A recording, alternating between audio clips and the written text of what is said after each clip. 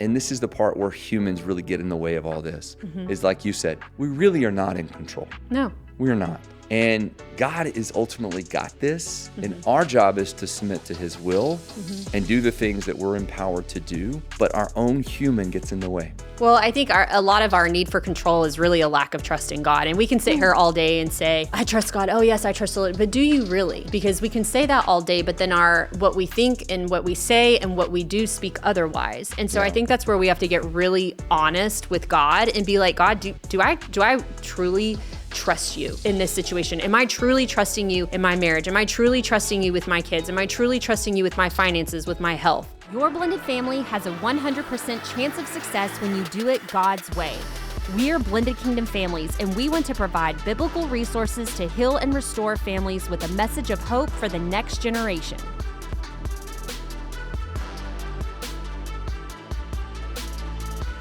Hey guys, welcome back to the BKF podcast. We're excited you're here. You are going to be enlightened and encouraged today because we're going to be talking about stress management, and the ways you can control it. Well, that's really good because there's a lot of stress in blended families. But first, take an opportunity. If you're listening on Audible or you're watching on our YouTube, you guys subscribe to our podcast community. We would love to have you be a part of this. That way, every week you can get notified when we release a podcast. Yeah. Now go.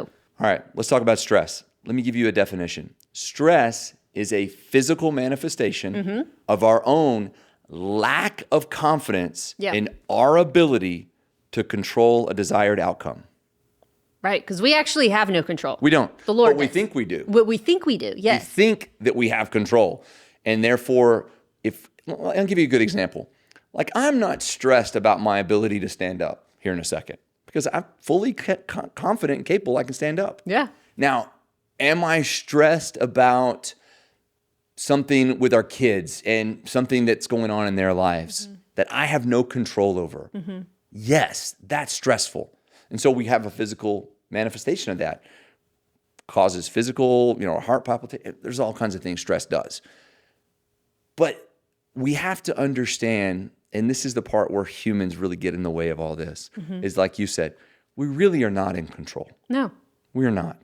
And God is ultimately got this. And our job is to submit to his will and do the things that we're empowered to do. But our own human gets in the way. Well, I think a lot of our need for control is really a lack of trust in God. And we can sit here all day and say, I trust God. Oh, yes, I trust the Lord. But do you really? Because we can say that all day, but then what we think and what we say and what we do speak otherwise. And so I think that's where we have to get really honest with God and be like, God, do I truly trust you in this situation? Am I truly trusting you in my marriage? Am I truly trusting you with my kids? Am I truly trusting you with my finances, with my health? And being able to receive his response. I know for me right now, there are definitely areas where I could give you the Christianese answer or some spiritual bypassing of like, God's got it. Yes, he does. But, at the same time, am I fully trusting in him? No, I don't believe that I am. But going back to what you said, how that can physically affect us, stress can do all kinds of things to the body. It can cause our cortisol levels, which control our sleep-wake cycle. That can throw us out of balance there.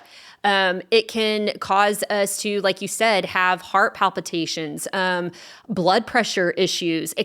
Stress can cause our libido to decrease. It can do a lot of different things. It can cause us to say and act in ways that we normally wouldn't do. Like our responses are not what they once were. And so, we experience this a lot in blended families because there's a lot of outside factors that play into this, like ex-spouses, extended family members, financial situations, litigation, all of these things. And so, to combat that stress, we want to make sure that we're taking care of ourselves on a physical level and a spiritual level. Well, most people deal with stress the most unhealthy ways. Yeah. They medicate through food, through specific substance abuse, maybe even through, harmful medications. Yeah. So we're naturally going into a survival mode where let me make sure I feel more comfortable, which just makes things worse. Yeah. And so you talked about it, and that's what we're going to focus on is really 3 tips for how to deal with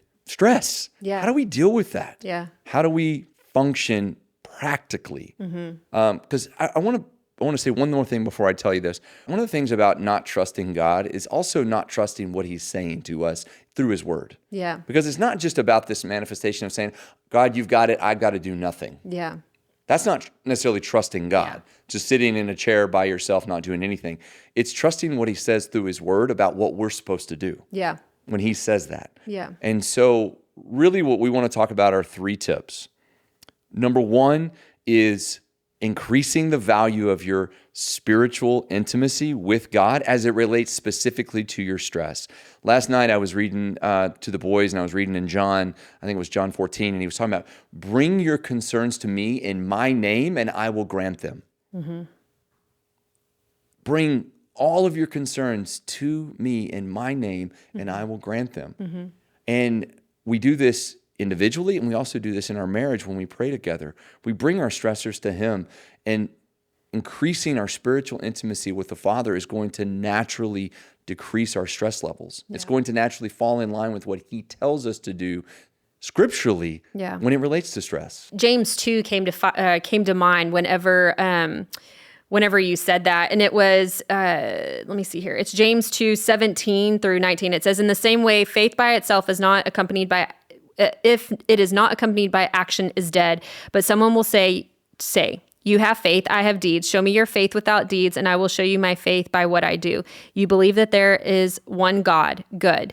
And so, I think a lot of what you were saying is trusting in God and his word and being faithful to exercise that out. One of the words, the declarations that we say to our boys on the way to school every day is 2 Timothy, God did not give me a spirit of fear, but of power, of love, and a sound mind. And, speaking his word over us and acting that out. So not acting in fear or reacting in fear, not speaking in fear, but speaking from a place of courage and bravery and power and love. To back up what you were saying. Well, you take the 2 verses together and you say, bring it to me in my name. And you're saying with deeds. Which I think what yours is it Matthew 21:22? No, it was in John. It was in John? Okay. So here's my point of that is 20 years of counseling, and most every marriage that I counsel, and I will say it's the percentages is in the single digits of couples who don't pray together. So you take those 2 combinations of passages and you say, as a couple, through our deeds, we are going to bring our stressors before the Father, and he will intercede for us. Yeah. So let's go to the highest level first and say, I want God to intercede on my stress levels. I want him to be involved, but as a couple, we're going to bring that to him. So first, spiritually. Let's do that. Second, let's talk about the physical side of this. We internalize stress in different ways. Everybody kind of does. Yeah. But we need physical avenues to release stress. Yeah. So last podcast, we talked about intimacy. That's a great stress reliever for husbands and wives to connect physically the way God's intended us to. The other thing I would say is get active, get mobile. Yeah. Go for a walk, work out, go and do something physically. Go to a women's conference, go to a men's conference, but physically go do something in a way that's saying, hey, I'm releasing. Yeah. I'm getting some enjoyment from this that's healthy. Yeah. Not necessarily go out and drink yourself to mass fear, but go out and put yourself physically in an environment where you can reduce stress. Yeah. One of the things that we do here at the ministry is we have a park that's right next door. And I know everybody doesn't have a park, but there's sidewalks, right? And so, several of our team members some of us will go on a walk together around, and it's like a good 5-7 minute walk, and then we're back in the building, but it gets us out in nature. And if we're having a stressful moment, it's an opportunity to walk away from the stress and refocus and spend some time, do a prayer walk with God. I recently started working out and training in February of this year, and I was on several medications, and I haven't had to take those medications. Yeah. It's amazing how God created our bodies to act in a natural state when we're actually utilizing them in a way that he's created us. So he's created us to be physical beings and to do, it's amazing how far we can push the body. Like you look at these ultra marathon runners and, crazy. Things like that. And the more physical that I have gotten, the better. Yeah. And I feel like the healthier I've slept better. There's been more sexual drive. Yeah. There's been, I've been eating better. And I've noticed that my temperament with the boys has been better. I've had more patience. I mean, it's just amazing that what physical activity can do to the body that eliminates stress, that comes from all other outside factors. Well, and we're moving into a good season to start this. So if it's something you Yeah. haven't started, we're going into the summer. I mean, the weather's a little bit nicer. Yep. Daylight's a little longer. So take those opportunities to take a walk with your spouse, take a walk Yeah. with your kids, get actively moving, and then watch how you're processing stress. Yeah. Just watch how you deal with that in a different way. So spiritually, physically, now we're going to talk about some behaviors. One of the most powerful things that I can tell blended families, marriages, people with a lot of kids, is learn to say no. No. No is one of the most blissful words that you can say. It's powerful. Because what you're doing is when you say no to something, you're saying yes to something else. So the idea of busy schedules, the idea of, I see parents who, and I love my kids. They're great. But sports schedules are really dangerous. Yeah. And I see people who are doing like travel ball and they're spending thousands of dollars that maybe they don't have to do something and spend a lot of time that ultimately just causes more stress. And so the ability, I know we were coaching a couple a few weeks ago and we said, hey, you've got to learn to say no to some things. And then we met with them later and they were like, hey, we're not doing this activity right now. And it's really blessing our marriage. Yeah. Well, of course it is, because you have space to do it. You've said no to something that generally may be good for some people, but may not be good for you. Yeah. May not be good for your marriage. That's why we talk about priorities of marriage. We talk about these situations where we have people who are doing travel sports and it's on Sunday morning. And you're like, well, do you go to church? No, we have to go to sports. Yeah. Well, you can't do that. Yeah. So saying no to things is a big positive. The second thing I want to bring up is the idea of our electronics sometimes are not our best stressors. No. Stress relievers. No. Well, and I think it's easy. We released a podcast actually this week on cell phones and how they're so distracting and can overtake, your space and your mind and your time, in your marriage and in your family. And so, I mean, it's so easy to go home and sit and scroll because it's mindless, right? You're like, I've spent the whole day working, talking to people, dealing with people, and I just want to do something that's mindless.